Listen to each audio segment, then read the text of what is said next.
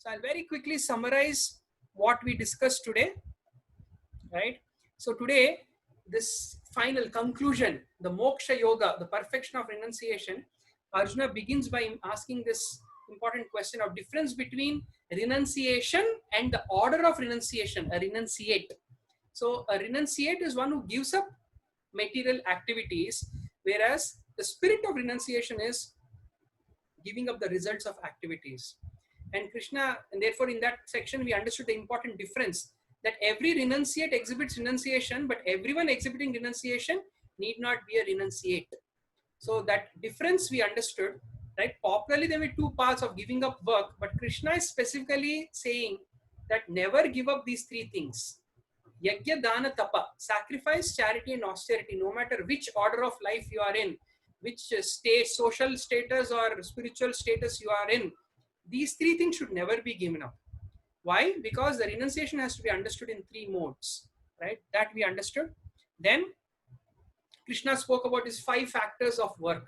The same three doers concept that we learned in the 5th chapter of the Bhagavad Gita, Krishna is now elaborating them in terms of the place of action, the body, the performer, which is the jiva under the influence of false ego, the instrument of action, the physical senses, the endeavor being made, which is driven by the prana, and the ultimate sanctioner, the daiva, the super soul, right? So the point we understood is that the soul becomes a doer, a karta, only when acting under the false ego. But no false ego or no identity with that work, no identity with the results of that work, one is no more acting. So the doer, and when we say throughout the Bhagavad Gita, the soul is the non-doer, when that term comes, you have to understand that the soul is not identifying with that false ego. And finally, we saw that now when we want to break down work and we have to understand my nature, I have to understand what is work. And what is work? Work is broadly again classified into my motivation and my action, my internal state and my external state. Internal state in terms of knowledge, object of knowledge and the knowers, right? So internal state in terms of my knowledge, right? This connection I did not say. My knowledge, my ultimate goal, the object of knowledge, which is happiness in this case, right? And the knower of knowledge, what is the understanding that I will develop? Let me write that down very quickly, right? So that those factors we saw. Then the work, which is the karma, the doer of work, the karta, and when I'm applying that work, what is the with what intensity are my senses acting? So externally, how the senses are acting is seen by the determination that one exhibits, right? The determination in the instruments of action or the instruments of work, right? Are they steadily applying their senses, or are they not applying their senses and being in dreamland? So these 6 factors we saw very nicely, right? And we saw in terms of knowledge, work, doer of work, understanding, determination, happiness. So these are all very powerful self-analysis tools Krishna is going to give to identify one's nature. But this is not all in all. There is more to it.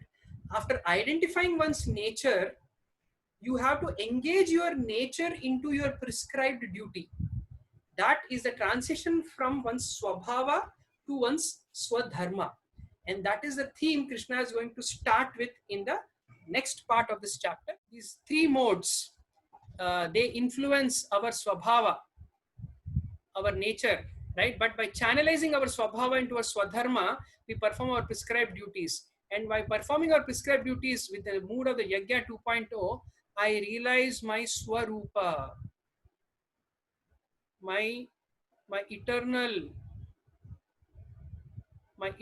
form or my eternal identity, right? As the spirit soul, as a spirit soul with a unique relationship with Krishna. That is what will eventually happen. Either as Brahman, Paramatma, Bhagwan, when I connect, I realize my Swarupa. So this entire transition from Swabhava to Swadharma to Swarupa is the entire journey of Bhagavad Gita, right? If there is one path, yesterday somebody in the Q&A was asking, there's one path, what is it that Krishna is talking about? It is this: engage your nature by channelizing it in your Swadharma and realize your Swarupa, right? So how do I channelize my Swabhava into Swarupa? right? That is, he talks about these four varnas, Brahmana, Kshatriya, Vaishya, Shudra, which are basically a combination of these three modes finally, right? And each of these varnas have their own respective characteristics. The point is not that one is less or one is more. By following in one's work in the spirit of devotion, one attains perfection.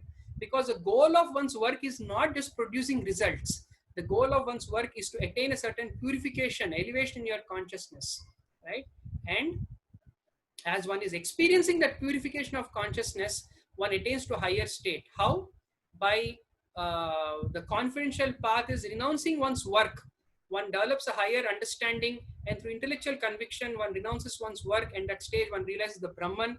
And even that Brahman, by bhakti, one understands Krishna as the absolute truth. Brahmabhuta prasannatma na sochati na kankshati, right? And bhaktyamam abhijanati. Through bhakti, one understands Krishna in full, right? And this Brahmavadi is not to be confused with the Mayavadi. Then next, there is a more confidential path where one does not renounce work, but yet attains purification because one is still working under certain prescribed duties and attains purification and Lord's grace. And by the Lord's grace, one develops a deeper vision where one learns to see the presence of Paramatma in everyone. And through the meditative absorption and through devotion, one sees that even that Paramatma is Krishna, and one attains a higher state. That is a more confidential path. Then there is a most confidential path, which is the path of exclusive devotion, where while performing one's duties, even Sarva Dharman Parityaja, even one only follows the principle of surrender. Whatever is needed for enhancing my exclusive devotion, I will do it. Right? Anya Abhilashita Shunyam. I will not have any other worldly desires, any other destructive desires. Whatever jnana and karma I need for my enhancement of jnana karma, the anavritam, I will not let this jnana and karma cover my path of exclusive devotion. Right? Anukulyena Krishna Anushilanam. I will do whatever is favorable for my development of exclusive devotion. That is a path of Uttama Bhakti. That is the mood of the residents of Vrindavan that Sri Chaitanya Mahaprabhu spoke of and taught about, this process of exclusive surrender. This is not for those who are not austere, not for those who are not devoted, not for those who are envious of Krishna, right? So this is the most confidential path that Krishna talks about. And then he ends by talking about the glories of Bhagavad Gita. One who understands and explains this, Krishna says, pure devotion is guaranteed. No one is more dear to Krishna than him. What about those who are studying this? They are engaging in Jnana Yagya. They are worshipping Krishna through their intelligence. And what about a listener, a faithful, non-envious listener? Such a person also freed from sins. And the effect of Bhagavad Gita we saw in these verses. Like that. So this is how Krishna concludes this very, very, very sacred conversation. The essence of all Vedic wisdom, the ripened fruit of all Vedic wisdom, Krishna has summarized here. And